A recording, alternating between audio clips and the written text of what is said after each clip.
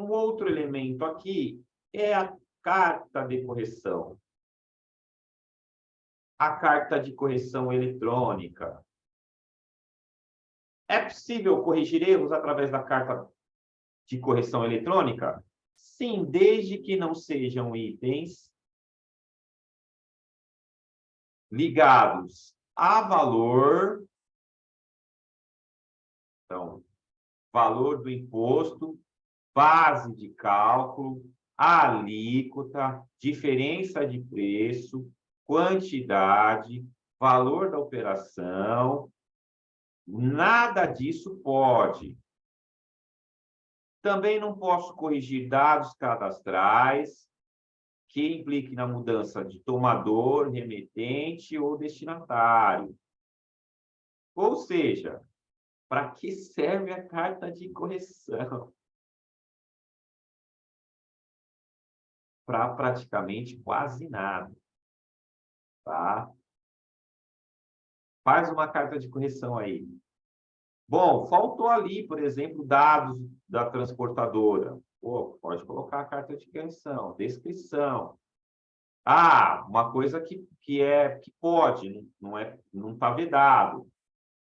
CFOP, desde que não implique na mudança de valores. Então, o CFOP é algo bem importante e que pode ser alterado através de carta de correção. Tá? Desde que não tenha aqui, ó, interferência em valor, né, e etc. CST pode também, desde que não modifique a questão de valores. Natureza de operação, transporte também, tá? Então, respeitado, o que ele veda?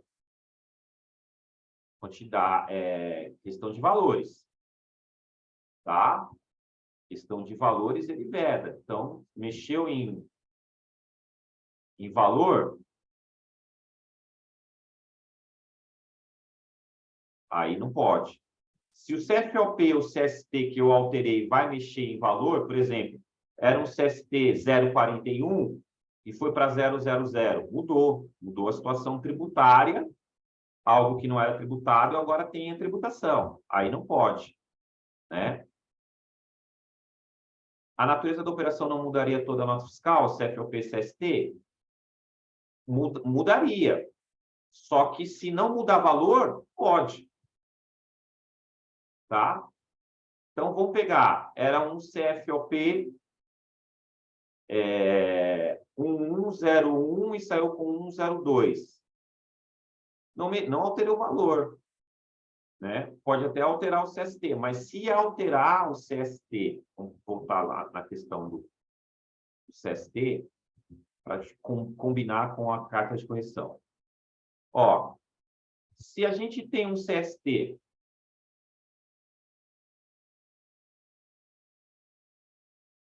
eu coloquei,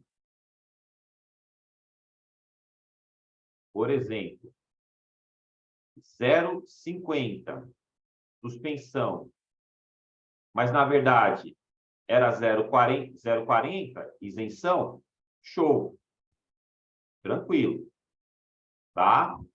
Agora, se era 0,50 e o correto era 000, tributado integralmente, já não pode. Por quê? Porque tributar integralmente vai envolver valor de impostos. Então, não saiu destaque no documento fiscal, nota fiscal complementar. Certo? Mas aí todas essas mudanças devem ser escritas. Isso aí, todos os itens indicados na carta de correção. Então, essa é a análise. Pode, desde que não altere, o efeito dessa alteração não modifique a composição tributária, base de cálculo, né? Valor da operação. Ah, era suspensão, CST, coloquei suspensão, mas era redução de base de cálculo. Opa, não, envolveu o valor. Aí não posso alterar o CST. Ah, era tributado integralmente e agora é tributado com redução de base de cálculo. Não pode. Por quê? Tributou integralmente é um valor, com redução é outro. Mexeu em valor. Tá? Então, pode, desde que respeitado aí a questão do não impacto nos valores, tá? E CFOP também da mesma forma. Vou verificar se o CFOP não vai caracterizar um aumento no valor da operação ou na tributação dela. Se não alterou, beleza, tranquilo. Erro de digitação no valor pode, por exemplo, alíquota correta, erro do valor escrita? Não, porque aí o valor já está ali indicado no documento fiscal, tá?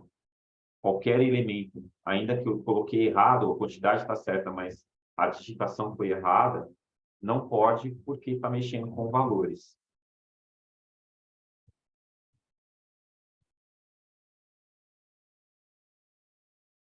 Infelizmente.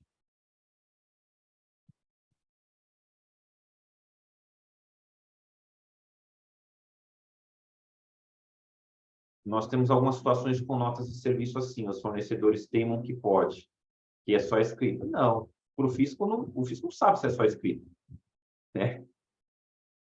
De forma alguma, não podemos, através de carta de correção, não. Qualquer... Saiu na nota fiscal o valor é aquele, eu não posso mais alterar. Olha só. CST bacana, tá tranquilo. Tá bastante, hein? Tá saindo bastante carta de correção aí, hein? Para CST.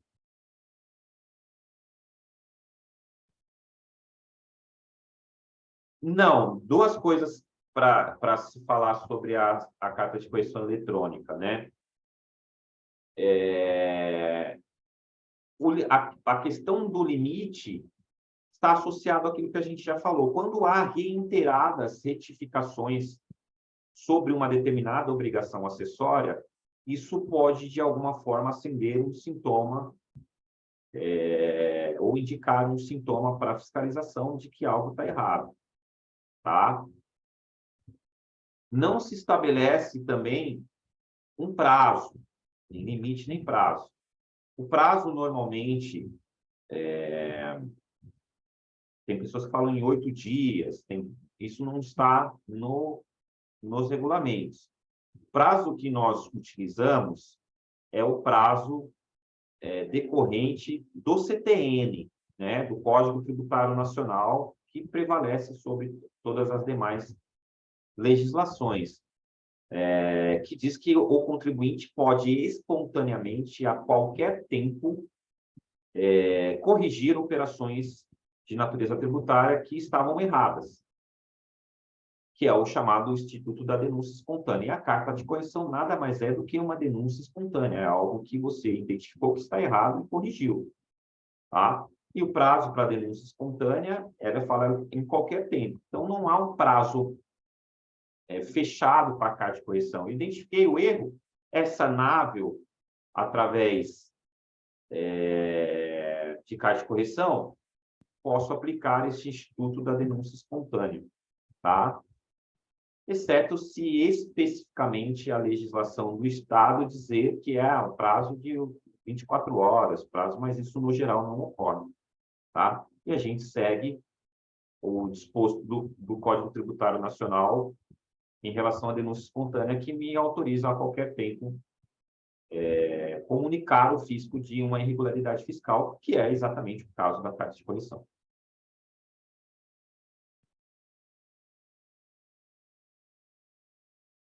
No caso, então, se vier CFOP 6352 e situação tributária errada, cabe. Se não envolver valor, cabe. Tá? Se não for modificar base de cálculo, complemento de imposto e tudo mais, cabe sim. Tanto para o CFOP quanto para a situação tributária, tá, Graziele? Emissões têm prazo de 24 horas de cancelamento. Achava que o prazo para aplicava o mesmo prazo para emitir a carta de correção. Não. A carta de correção, ela pode ser emitida quando identificada a irregularidade, tá?